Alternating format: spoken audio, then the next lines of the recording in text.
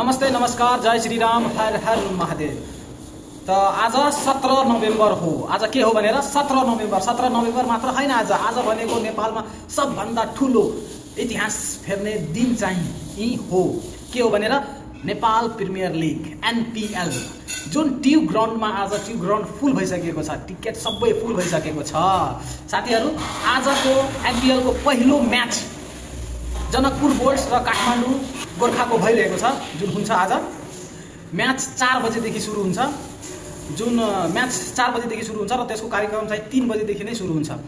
तपाईहरु गेस गर्नु आज जनकपुर बोल्ट्स जित्छ कि काठमाडौँ गोर्खाले जित्छ। साथीहरु, यो म्याचमा नेपाल प्रिमियर लिगमा जम्मा 8 वटा टिम छ। 8 वटा टिमले जम्मा 28 वटा म्याच चाहिँ खेल्ने छ। जुन 28 वटा म्याच सबै टिमले खेल्छ र त्यो 28 वटा म्याचमा 3 वटा टिमले सेमिफाइनलमा पुग्छ र एउटा सेमिफाइनलबाट एउटा टिम ब्याक हुन्छ र 2टा टिम चाहिँ कता जान्छ फाइनलमा एउटा टिम चाहिँ जित्छ र फाइनलको ट्रफी यो पाली कसले लग्छ 8 वटा टिममा कसले लग्छ।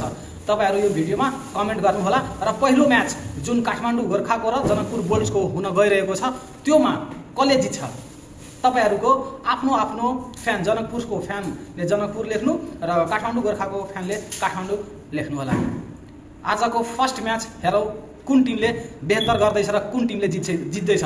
म 8 वटै टिमलाई जितको शुभकामना दिन चाहन्छु। 8 वटै टिम हाम्रो लागि प्यारो छ, नेपालको लागि प्यारो छ। तपाईहरुको लागि प्यारो छ कि छैन कमेन्ट बक्समा स्वट्ट लेख्नु होला। तपाई कुन टिमको फ्यान हुनुहुन्छ र कसको फ्यान हुनुहुन्छ कमेन्ट गर्नु होला।